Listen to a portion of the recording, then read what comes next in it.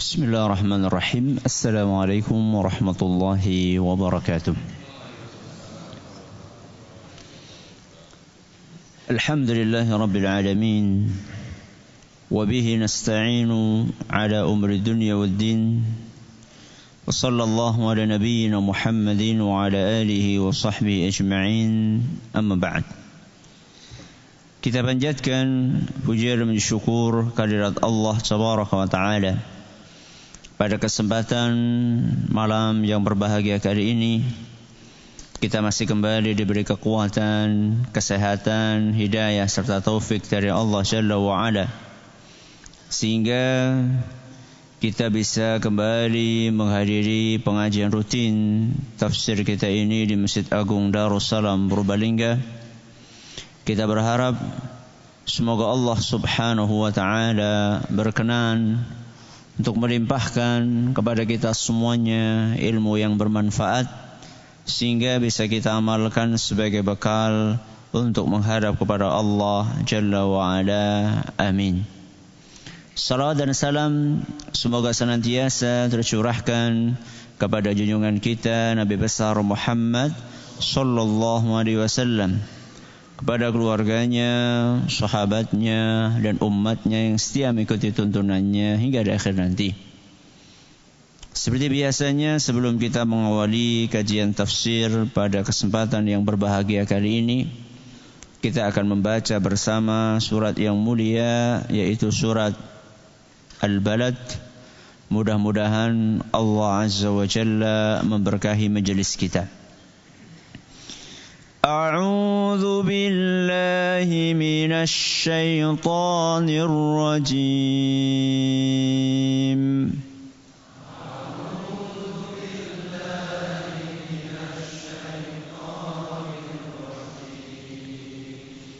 بسم الله الرحمن الرحيم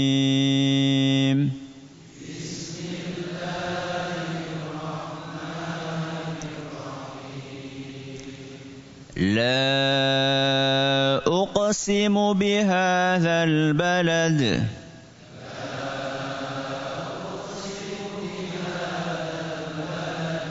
وأنت حل بهذا البلد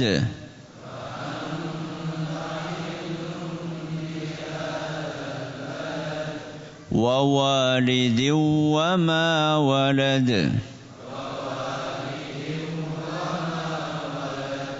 لقد خلقنا الإنسان في كبد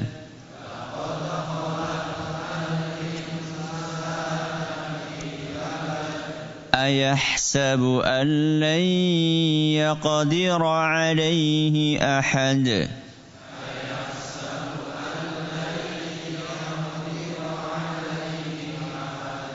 يقول أهلكت مالا لبدا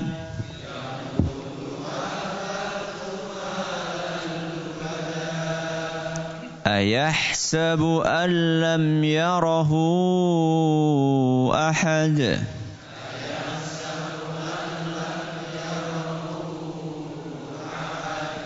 ألم نجعل له عينين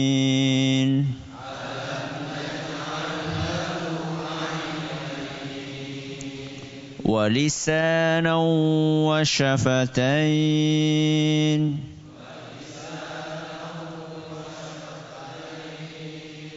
وهديناه النجدين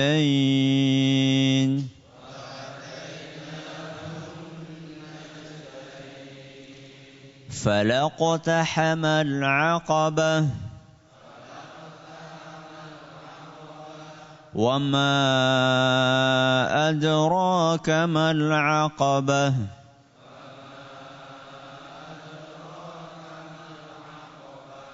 فك رقبة أو إطعام في يوم ذي مسغبة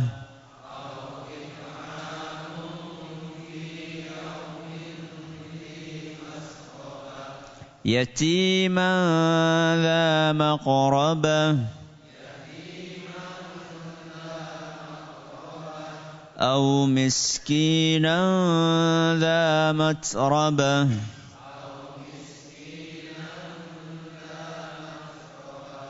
ثم كان من الذين آمنوا وتواصوا بالصبر وتواصوا بالمرحمة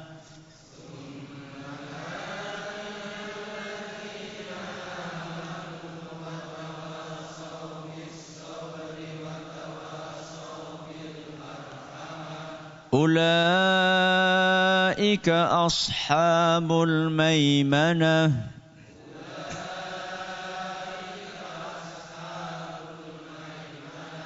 والذين كفروا بآياتنا هم أصحاب المشأمة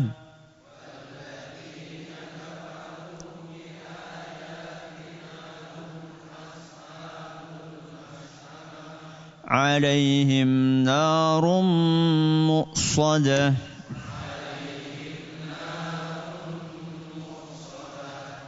Para hadirin dan hadirat sekalian yang kami hormati dan juga segenap pendengar Radio Fika Insani 88.8 FM di Purbalingga, Purwokerto, Banjarnegara, Cilacap, Wonosobo, Kebumen dan sekitarnya. Para pendengar Radio Bas FM di Solo dan sekitarnya, Radio Roja di Jakarta, di Bandung, di Lampung, di Berau, dimanapun Anda berada. Radio dakwah yang lainnya dan juga para pemirsa Yofi TV dan Roja TV yang semoga senantiasa dirahmati oleh Allah Azza wa Jalla. Ayat yang terakhir kita bahas ayat nomor berapa? Lupa. Nomor ayatnya loh. Ayat berapa? Ayat 19. Apa bunyinya? Walladzina kafaru biayatina hum ashabul masy'amah. Dan orang-orang yang kufur, orang-orang yang ingkar dengan ayat-ayat kami di sini siapa? Allah. Dan orang-orang yang ingkar dengan ayat-ayat Allah, faulaika hum ashabul masy'amah. Maka mereka adalah golongan kiri. Pada pertemuan terakhir kita telah bahas arti dari kufur itu apa. Dan kita juga sebutkan beberapa sampel tentang arti tersebut pada pertemuan terakhir. Berarti walladzina kafaru biayatina ini sudah kita bahas. Sekarang kita tinggal bahas potongan berikutnya. Apa itu? Ulaika hum ashabul masy'amah. Mereka adalah golongan kiri. Sekitar 1 bulan yang lalu, kita telah menyampaikan bahwa manusia pada hari kiamat nanti akan terbagi menjadi 3 golongan. Berapa golongan? 3. Yang pertama golongan kanan. Yang kedua golongan kiri. Yang ketiga?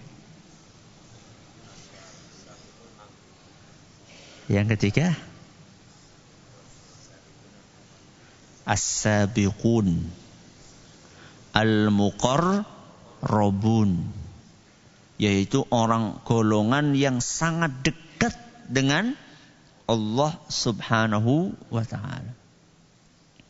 3 golongan itu Allah sebutkan dalam surat Al-Waqi'ah.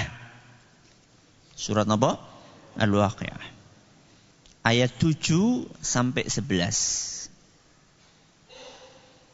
Allah berfirman, "Wa kuntum azwajan thalathah." Nanti kalian pada hari kiamat akan terbagi menjadi 3 golongan. Golongan yang pertama siapa? Fa ashabul maimanati ma ashabul maimanah. Golongan yang pertama adalah golongan kanan. Alangkah mulianya golongan kanan. Golongan yang kedua, wa ashabul masy'amati ma ashabul masy'amah. Yang kedua adalah golongan kiri. Alangkah sengsaranya golongan kiri. Sudah berapa ini? 2. Golongan yang ketiga, was-sabiqunas sabiqun. Mereka yang segera untuk beriman kepada Allah. GPL. Apa GPL? Enggak pakai lama. GPL itu jangan cuma makanan saja. Pesen di restoran, Mas GPL ya. Kalau sholat GPL enggak? Kalau dipanggil hayya 'alas shalah, GPL enggak? Enggak pakai lama. Ya, langsung. As-sabiqun as-sabiqun ulaikal muqarrabun. Golongan yang ketiga ini golongan yang paling dekat dengan Allah Subhanahu wa taala. Kira-kira golongan ketiga sama golongan pertama levelnya tinggi mana? Yang ketiga. Golongan pertama sudah kita bahas. Hari ini kita akan bahas golongan yang kedua. Yaitu golongan kiri. Golongan ketiga kapan Ustaz? Wallahu a'lam. Mungkin kita bahas kalau sudah sampai surat Al-Waqi'ah. Ya. Kenapa kok dinamakan golongan kiri? Kenapa kok mereka dinamakan golongan kiri? Pertama, karena mereka ketika dibagi kitab catatan, mereka menerima, mengambil kitab catatan amalan itu dengan tangan kiri. Jadi sebab yang pertama, kenapa golongan tersebut dinamakan golongan kiri? Karena mereka mengambil buku catatan amalannya di hari kiamat dengan tangan kiri. Makanya dinamakan golongan kiri. Allah ceritakan kejadian tersebut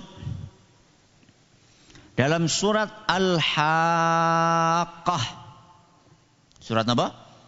Al-Haqqah ayat 25 sampai 29. Ayat pinten? 25 sampai 29. Allah Subhanahu wa taala berfirman, wa amma man utiya kitabahu bishimalih. Adapun orang-orang yang diberi kitab dengan tangan kirinya, alias ketika dibagi-bagi kitab catatan itu dia kok ngambilnya dengan tangan kiri. Apa yang terjadi ketika kitab itu dia terima dengan tangan kirinya? Fayaqulu ya laitani lam uta kitabiyah. Maka ketika dia mendapatkan buku itu dengan tangan kirinya, dia mengatakan, ya andaikan aku andaikan aku tidak menerima buku ini. Lebih baik aku enggak dapat. Walam adri ma hisabiyah. Dan lebih baik aku tidak tahu bagaimana perhitungan amalanku. Karena dia paham betul, begitu dapat buku catatan pakai tangan kiri, itu pertanda baik atau buruk? Pertanda buruk. Ya. Rapot merah, kalau istilah kita. Ya. Wah, daripada ngelihat kebakaran mendingan nggak usah ngelihat. Ya laitaha kanatil qadiyah. Dia masih ngomong lagi. Andaikan kematianku itu adalah sesuatu yang menyudahi segala perkara. Jadi dia berharap mati selesai. Selesai apa? selesai urusan. Seperti orang yang bunuh diri karena terjerat masalah. Dia pengen masalahnya selesai dengan cara bunuh diri. Apakah selesai masalah? Mulai masalah yang lebih besar. Ya laitaha kanatil qadiyah. Kemudian dia masih ngomong lagi, ma aghna anni maliyah. Hartaku tidak bermanfaat sedikit pun saat itu. Jadi yang merasa bangga dengan apanya? Dengan hartanya. Kalau Anda tidak gunakan harta itu di jalan Allah, jangan harap nanti pada hari kiamat harta itu akan membantu. Tidak bermanfaat sama sekali. Hanya harta saja? Oh tidak. Halaka anni sultaniyah.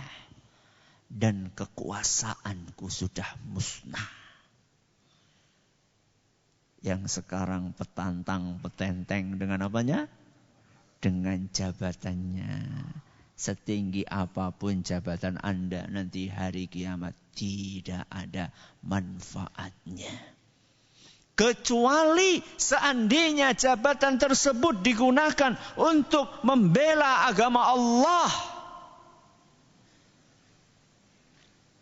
Digunakan untuk mengajak manusia, masyarakat beribadah kepada Allah. Bukan malah justru sebaliknya. Kekuasaan digunakan untuk membuat aturan-aturan yang melanggar aturan Allah Subhanahu wa ta'ala. Ini manusia yang kemungkinan besar nanti pada hari kiamat dia akan halaka anni sultaniyah. Kekuasaanku sudah musnah. Ini sebab yang pertama. Kenapa kok mereka dinamakan golongan kiri? Karena apa tadi? Karena mereka mengambil buku catatan amalan pakai tangan kiri. Sebab yang kedua, karena mereka ketika diciptakan oleh Allah, mereka berada di sebelah kirinya Nabi Adam. Di sebelah kirinya Nabi Adam. Kalau golongan kanan berarti di sebelah kanannya Nabi Adam. Rasulullah sallallahu alaihi wasallam dalam sebuah hadis yang diriwayatkan oleh Imam Ahmad dan isnad hadis ini dinyatakan sahih oleh Syekh Al-Albani. Rasulullah SAW bersabda, khalaqallahu Adama hina khalaqahu fadaraba katifahu al-yumna fa akhraja dzurriyyatan bayda'a ka'annahu mudhdhar. Allah Subhanahu wa ta'ala ketika menciptakan Nabi Adam alaihissalam, Allah menepuk pundak kanannya Nabi Adam. Pundak kanan.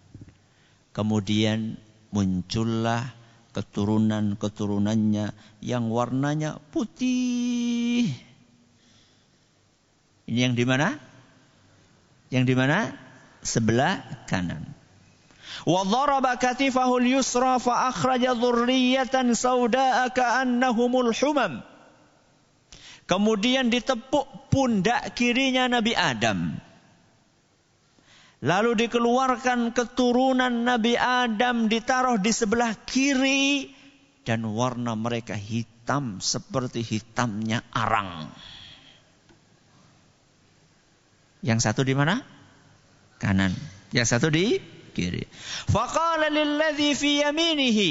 Allah berfirman kepada yang di sebelah kanannya, ilal jannati wala ubali. Kalian bakalan masuk surga. Aku tidak peduli. Ini yang sebelah mana? Kanan. Wa qala lilladzi fi kaffihi al-yusra ilan nar wala ubali. Kemudian Allah berfirman kepada yang di sebelah kirinya Nabi Adam, kalian akan ke neraka dan aku tidak peduli.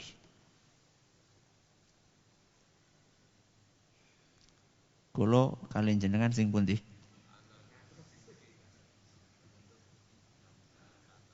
Wallahu a'lam. Mudah-mudahan yang di kanan. Kenapa mudah-mudahan Ustaz? Kok pasti yang di kanan? Mungkin karena kita tidak tahu. Kenapa kita ada harapan di sebelah kanan? Kenapa kita ada harapan bahwa kita termasuk yang di kanan? Karena sekarang kita sedang di jalan yang benar. Jenengan sekarang di mana? Masjid. Ngapain? Ngaji. Karena ada orang sebagian ke masjid bukan untuk ngaji. Buat apa? Anak si nyolong sandal. Ada yang ke masjid ngincer orang bawa tas. Ada yang ngincer orang bawa HP. Bayangkan, ke masjid niatnya nyopet. Ada? Ada manusia yang seperti itu. Mudah-mudahan di sini nggak ada. Kalau ada, mudah-mudahan taubat malam ini. Amin. Ya. Kenapa kita ada harapan mudah-mudahan kita termasuk yang di sebelah kanan? Karena sekarang kita insya Allah sedang di jalan kanan. Jalan kanan itu ya ngaji, pergi ke masjid, sholat. Ya. Maka kalau sudah berada di jalan kanan, nggak usah pindah ke kiri. Ya. Berapa enak ngaji, mendingan dugem. Apa dugem? Dunia gemerlap. Jangan. Jadi ini sebab yang kedua. Kenapa kok dinamakan golongan kiri? Sebab yang ketiga, kata sebagian ulama tafsir, adalah karena nanti pada hari kiamat mereka disuruh jalan kemana? Ke kiri. Kenapa? Nanti pada hari kiamat mereka disuruh jalan ke kiri. Kalau ke kiri kemana? Ya kemana lagi? Kalau bukan ke neraka. Na'udzubillahi min dzalik. Berapa sebab ini? 3 sebab. Coba diulangi yang pertama. Karena mereka dapat buku catatan pakai tangan kiri. Yang kedua, karena mereka diciptakan di sebelah kirinya Nabi Adam. Yang ketiga, nanti di hari kiamat mereka disuruh berjalan ke sebelah kiri menuju ke neraka Jahannam. Apa kerugian yang didapat oleh golongan kiri?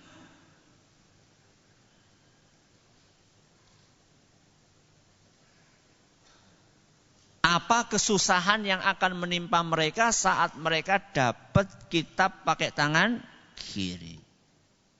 Yang pertama, yang akan mereka dapatkan manakala mereka termasuk golongan kiri adalah ancaman ketika sakaratul maut. Apa yang mereka dapatkan? Ancaman ketika sakaratul maut.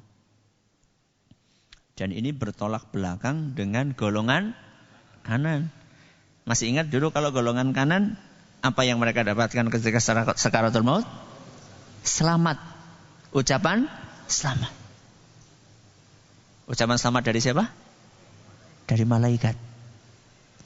Kalau golongan kiri boro-boro ucapan selamat. Allah Subhanahu wa taala berfirman dalam surat Al-Furqan ayat 22. Surat apa? Al-Furqan. Ayat pinten? 22. Yauma yarawnal malaikata. Orang-orang kafir ketika mereka sedang sekarat, mereka melihat para malaikat. La busyra yawma idzin lil mujrimin. Malaikat berkata, tidak ada kabar gembira buat orang-orang jahat. Tidak ada ucapan selamat buat orang-orang jahat. Di dalam hadis riwayat Ahmad, dan hadis ini dinyatakan sahih oleh Imam Al-Hakim dan juga oleh Syekh Al-Albani, disebutkan rinciannya. Jadi ketika orang kafir dalam keadaan sakaratul maut, Rasulullah sallallahu alaihi wasallam berkata, nazala ilaihi minas sama'i malaikatun sudul wujuh. Akan turun malaikat dari langit yang berwajah hitam. Ma'ahumul musuh, membawa kain kafan yang kasar. Fayajlisuna minhu maddal basar. Berapa jumlah malaikat yang berwajah hitam tersebut? Kata Nabi SAW, malaikat itu duduk sepanjang mata memandang. Berapa jumlahnya? Dikelilingi malaikat-malaikat berwajah hitam sepanjang mata memandang. Ketika malaikat-malaikat tersebut sudah mengelilingi jasadnya orang kafir tadi, Nabi SAW melanjutkan, thumma yaji'u malakul maut hatta yajlisa 'inda ra'sihi. Turunlah malaikat pencabut nyawa. Dan dia mengambil posisi pas di atas kepala orang kafir tadi. Fayaqul, malaikat pencabut nyawa itu berkata, ayyatuhan nafsul khabithah, wahai nyawa yang kotor, wahai nyawa yang hina, ukhruji ila sakhatim minallahi wa ghadab. Keluarlah engkau dari tubuh ini untuk menjumpai kemurkaan dan amarah dari Allah Subhanahu wa ta'ala. Makanya tidak ada kabar gembira. Yang ada adalah ancaman. Kamu keluar. Setelah keluar dari tubuh ini, kamu akan menjumpai kemarahan dan kemurkaan dari Allah. Fatafarraqa fi jasadihi. Nyawa yang sudah siap di mana? Kerongkongan, tinggal keluar. Ketika mendengar bentakan dari malaikat pencabut nyawa, maka nyawa tersebut masuk lagi. Masuk ke mana? Masuk ke tubuhnya. Harusnya kan sudah tinggal keluar. Sudah terkumpul di mana? Di kerongkongan. Begitu mendengar ancaman tadi, maka dia lari, tunggang langgang masuk lagi ke tubuh. Alias balelo. Alias gak mau keluar. Ngefek. Maksudnya ngefek gak jadi keluar. Ngefek atau tidak? Gak ngefek. Malah kemudian kata Nabi SAW, fayantazi'uha. Maka malaikat pun mencabut dengan paksa. Karena disuruh keluar baik. Enggak baik-baik tadi. Disuruh keluar, enggak mau keluar. Kok malah masuk lagi. Fayantazi'uha. Maka dicabut nyawa tersebut dengan paksa. Kama yuntaza'u as-suffudu minas sufil mablul. Seperti dicabut atau ditariknya besi yang berjeruji ketika besi itu tersangkut di kapas yang basah. Besi berjeruji kesangkut di kapas. Kan sulit kan? Tapi dengan paksaan akhirnya kecabut. Tercerabut seluruh saraf-saraf dan urat-urat yang ada di tubuhnya. Cukup sampai di situ? Oh tidak. Masih ada yang lain. Allah Azza wa Jalla berfirman dalam surat Al-An'am ayat 93. Surat apa? Al-An'am ayat 93. Walau tara idz zalimuna fi ghamaratil maut. Andaikan engkau menyaksikan bagaimana orang-orang yang zalim kesakitan ketika sakaratul maut. Hati-hati dengan perbuatan zalim. Entah itu zalim kepada Allah, zalim kepada diri sendiri, maupun zalim kepada manusia yang lain. Mereka akan kesakitan ketika sakaratul maut. Kenapa? Wal malaikatu basitu aydihim. Ketika mereka sedang sakaratul maut, mereka kesakitan karena malaikat memukuli mereka dengan tangan-tangannya. Digebuki. Siapa yang gebuki? Malaikat. Digebuki sama manusia saja sakit. Apalagi digebuki sama malaikat. Wal malaikatu basitu aydihim. Kemudian setelah itu malaikat sambil gebuki mengatakan, akhriju anfusakum. Keluarkan nyawamu. Al-yawma tujzauna 'adzabal hun. Hari ini kalian akan diganjar dengan siksaan yang menghinakan kalian. Bima kuntum taquluna 'ala Allahi ghairal haq. Karena dahulu kalian suka berbicara tentang Allah enggak benar. Wa kuntum an ayatihi tastakbirun. Kalian sombong dengan ayat-ayat Allah. Sudah dijelaskan seperti ini ayat Qur'annya malah nolak. Sudah dijelaskan hadis Rasul seperti ini malah nolak. Bocah wingi sore ngerti apa? La haula wala quwwata illa billah. Ini kerugian yang pertama. Apa tadi? Ancaman ketika sakaratul maut. Kerugian yang kedua, proses hisab yang sulit. Apa yang kedua? Proses hisab yang sulit. Hisab itu apa toh? Penghitungan amal. Enggak tahu kalau masih pada ingat pada pertemuan yang lalu atau pertemuan sebelumnya bulan kemarin kita telah sampaikan bahwa golongan kanan itu mereka akan mengalami proses yang ringan, yang gampang. Fasaufa yuhasabu hisabai yasira. Golongan kanan itu alias yang mendapatkan kitab catatan dengan tangan kanannya akan diproses hisabnya, penghitungannya dengan proses yang gampang. Ini golongan kanan, berarti golongan kiri kebalikannya. Mereka akan diproses dengan hisab yang sulit. Apa itu Ustaz hisab yang sulit? Diceter. Akan diceter detil semuanya. Apa yang dia kerjakan. Surat Al-An'am ayat 30. Surat apa?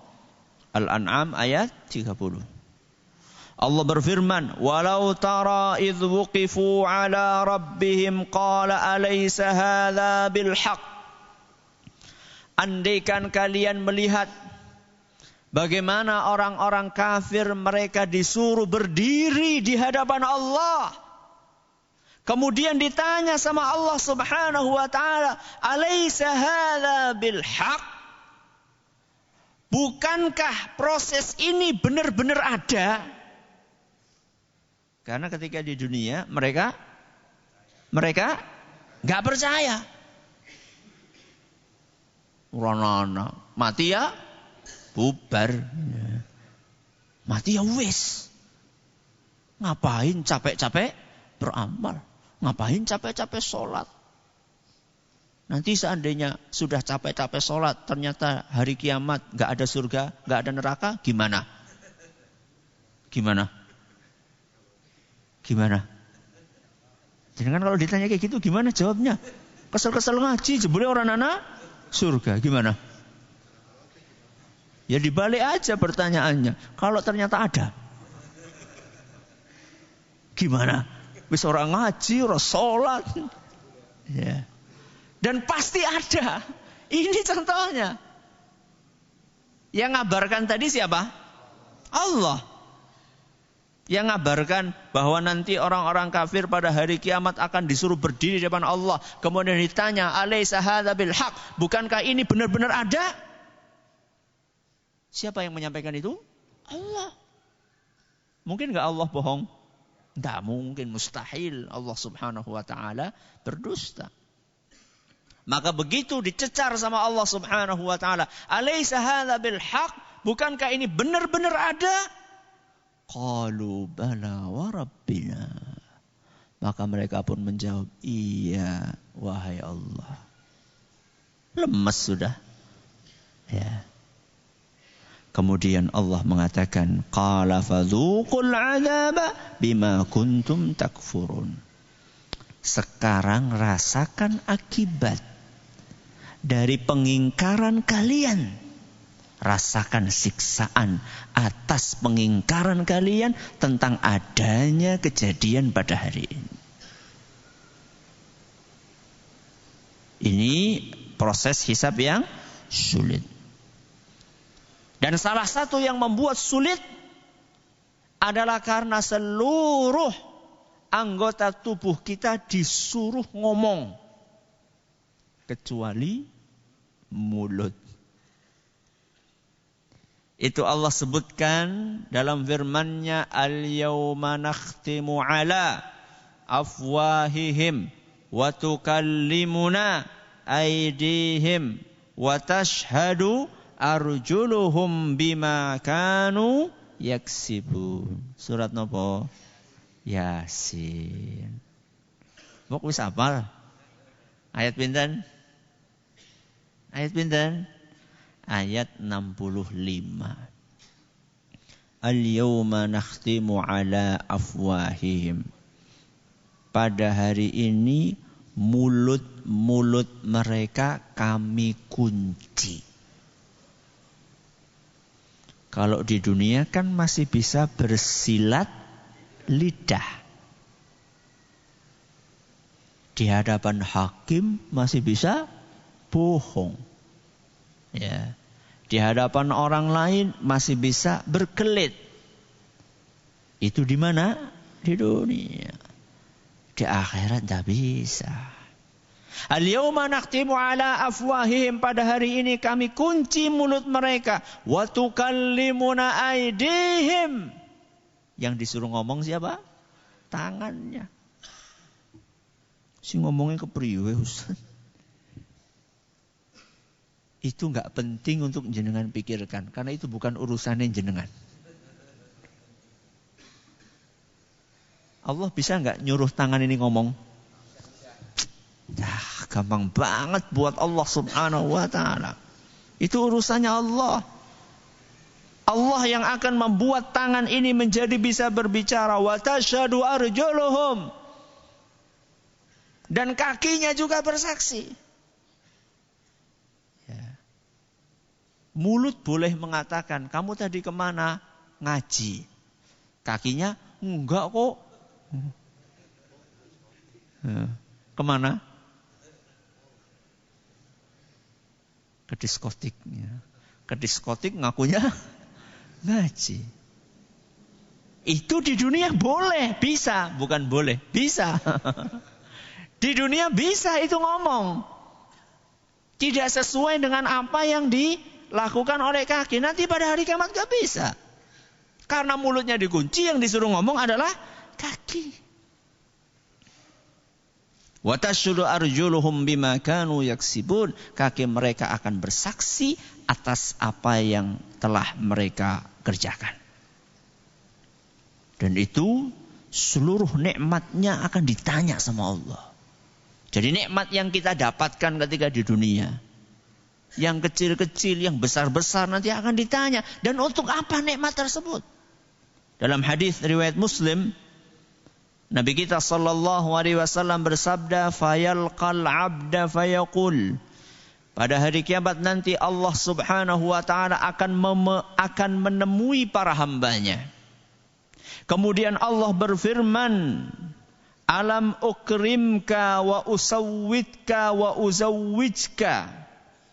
Bukankah aku, kata Allah, telah memuliakanmu, telah membuatmu memiliki kedudukan, telah memberikan kepadamu pasangan, engkau bisa menikah. Wa usakhir lakal khayla wal ibil. Dan aku juga telah memberikan kepadamu kendaraan. Karena saat itu kendaraannya kuda, onta, maka yang disebutkan adalah kuda dan onta. Bukan berarti sekarang kita itu naiknya motor terus enggak ditanya. Oh, hadisnya menyebutkannya kuda sama onta. Aku enggak pernah kok naik kuda sama onta. Ini menjelaskan tentang nikmat berupa kendaraan. Ini cuma sampel saja. Bukan berarti kemudian, oh saya naiknya Pajero kok. Enggak ditanya. Ditanya semuanya oleh Allah Subhanahu wa taala. Wa adzarka tar'as wa tarba'.